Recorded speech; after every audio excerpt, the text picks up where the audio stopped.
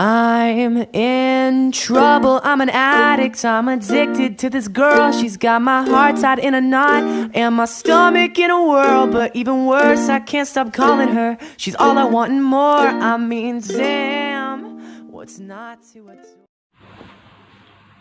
Assalamualaikum warahmatullahi wabarakatuh. Perkenalkan, saya Dilitiani, NRP 13/2017-044. Di sini saya akan menjelaskan tentang transformator dan motor listrik. Baiklah, pertama-tama saya akan menjelaskan tentang transformator. Transformator merupakan suatu peralatan listrik yang berfungsi untuk memindahkan dan mengubah tenaga listrik dari tegangan tinggi ke tegangan rendah atau sebaliknya dengan frekuensi yang sama dan perbandingan transformasi tertentu melalui suatu gandengan magnet. Transformator bekerja berdasarkan prinsip induksi elektromagnetis, di mana perbandingan tegangan antara sisi primer dan sisi sekunder berbanding lurus dengan perbandingan jumlah lilitan dan perbandingan terbalik dengan perbandingan arusnya. Baiklah, selanjutnya fungsi transformator. Yang pertama, transformator berfungsi sebagai distribusi dan transmisi listrik. Seperti yang kita ketahui bahwa jarak antara pembangkit listrik dengan beban listrik yang digunakan oleh pelanggan relatif terlalu jauh, sehingga akan terjadinya drop tegangan. Untuk itu, kita harus menaikkan tegangan sebelum distribusi dan transmisi listrik jarak jauh agar drop tegangan tidak terlalu besar, serta lebih murah karena kabel yang digunakan lebih kecil. Atau semakin besar tegangan besar, maka arus semakin kecil sesuai dengan hukum kekekalan energi. Seperti perusahaan listrik negara atau PLN, tegangan yang dihasilkan oleh pembangkit sebesar 13,8 kV lalu dinaikkan menjadi 150 kV, lalu diturunkan kembali ke 380 volt untuk didistribusikan ke rumah. Yang kedua, transformator berfungsi sebagai rangkaian kontrol.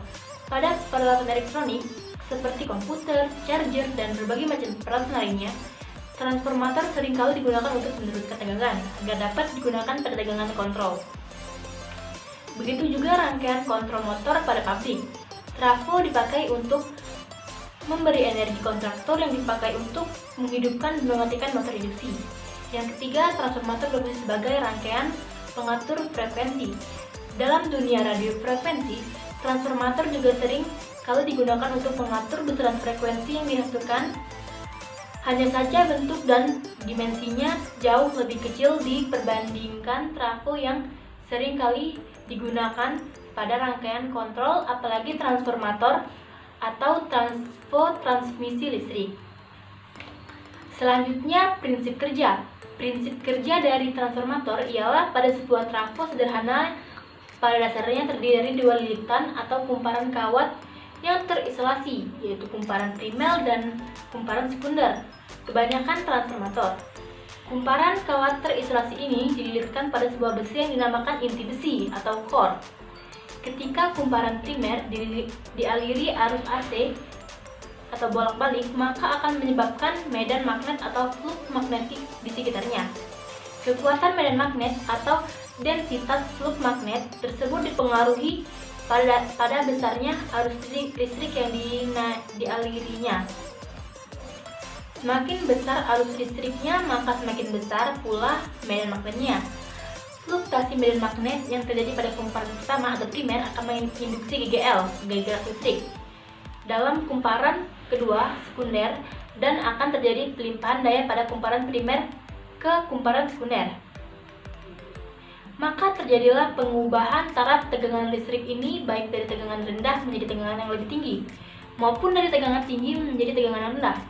Sedangkan inti besi pada transformator atau trafo pada umumnya ialah kumpulan lempengan-lempengan besi tipis yang terisolasi dan ditempel berlapis-lapis dengan gunanya untuk mempermudah jalannya flux magnet yang ditimbulkan oleh arus listrik kumparan dan untuk mengurangi suhu panas yang sering ditimbulkan.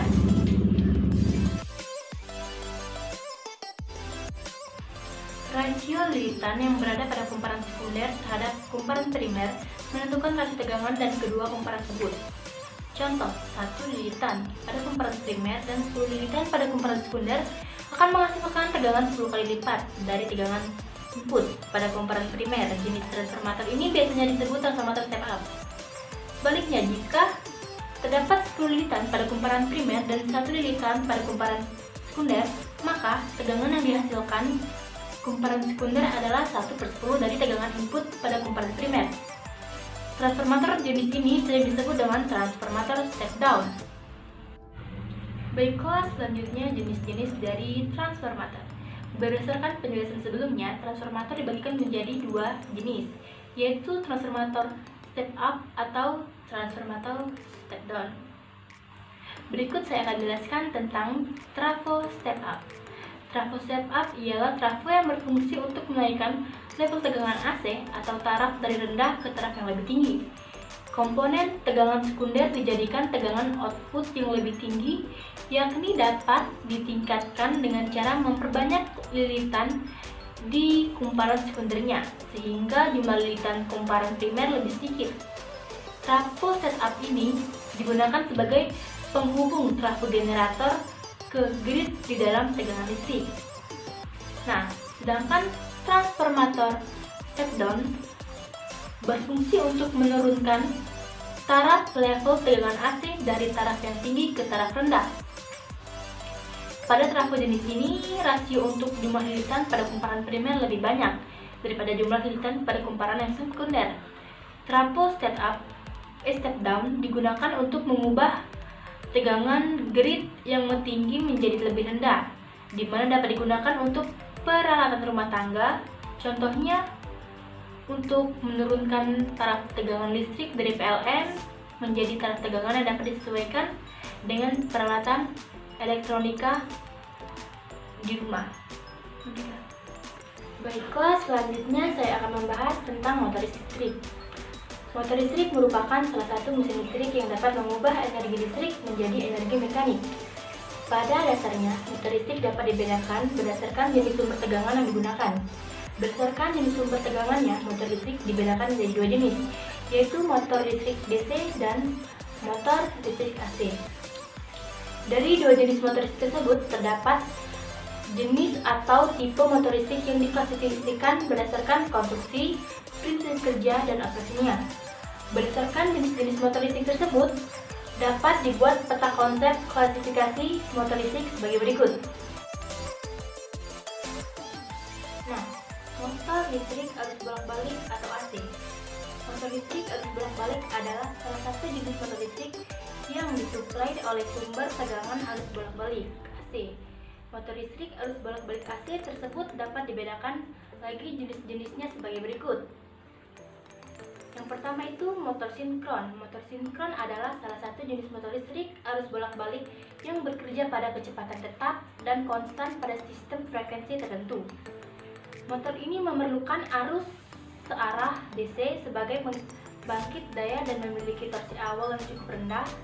Oleh karena itu, motor sinkron digunakan untuk penggunaan awal dengan beban yang rendah seperti kompresor udara, generator motor, dan perubahan frekuensi.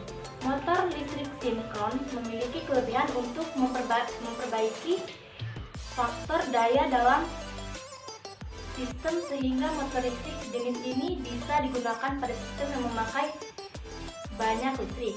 Yang kedua itu motor induksi. Motor induksi merupakan salah satu jenis motor listrik bolak-balik yang bekerja berdasarkan prinsip kerja induksi medan magnet antara stator dan rotor. Motor induksi dapat diklasifikasikan menjadi 2, yaitu motor induksi 1 fasa dan motor induksi 3 fasa. Yang selanjutnya motor listrik arus arah atau DC. Motor listrik arus arah adalah salah satu jenis motor listrik yang beroperasi dengan menggunakan sumber tegangan arus arah. Motor listrik arus arah dapat dibedakan lagi jenis-jenisnya sebagai berikut, yaitu yang pertama motor DC sumber daya terpisah. Motor DC sumber daya terpisah adalah salah satu jenis motor DC yang sumber arus medan disuplai dari sumber yang terpisah, sehingga motor listrik DC jenis tersebut motor listrik DC sumber daya terpisah. Nah, yang kedua itu motor DC sumber daya sendiri. Motor DC sumber daya sendiri adalah salah satu jenis motor DC yang sumber arus medannya disuplai oleh sumber yang sama dengan sumber kumparan motor listrik, sehingga motor listrik DC jenis ini disebut motor DC sumber daya sendiri. Motor DC sumber daya sendiri ini dibedakan menjadi 3 jenis berdasarkan konfigurasi suplai medan magnet dengan kumparan motornya, yaitu sebagai berikut. Yang pertama, motor DC shunt. Pada motor listrik DC jenis shunt ini, gulungan medan disambungkan secara paralel dengan gulungan pada motor listrik. Oleh karena itu, jumlah arus dalam jalur rangkaian merupakan penjumlahan antara arus medan dan dinamo. Nah, yang kedua itu motor DC seri. Pada motor listrik DC jenis seri, gulungan medan dihubungkan secara seri dengan gulungan pada kumparan motor. Oleh karena itu, arus dinamo sama dengan arus medan. Motor DC kumparan atau gabungan yang ketiga ya. Motor listrik DC jenis kumpon merupakan penggabungan antara motor jenis seri dan shunt. Pada motor DC kompon, gulungan medan dihubungkan secara seri dan paralel dengan gulungan motor listrik, sehingga pada motor DC, komponen memiliki torsi awal yang cukup baik dengan kecepatan stabil. Baiklah, itulah penjelasan dari saya mengenai transformator dan motor listrik. Apabila terdapat salah kata, saya mohon maaf. Kepada Allah saya mohon ampun. Assalamualaikum warahmatullahi wabarakatuh.